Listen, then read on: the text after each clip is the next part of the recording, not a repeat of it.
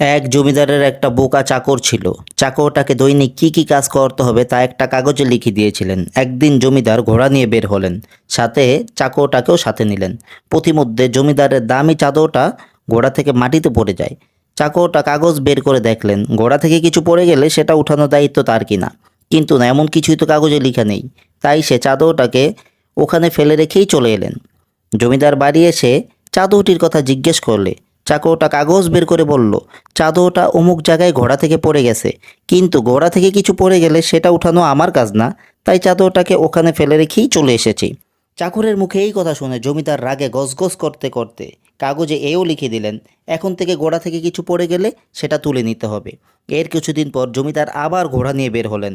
চাকর এবার জমিদারের কথা অক্ষরে অক্ষরে পালন করলেন। ঘোড়া থেকে যা যা পড়েছে সবই তুলে নিলেন।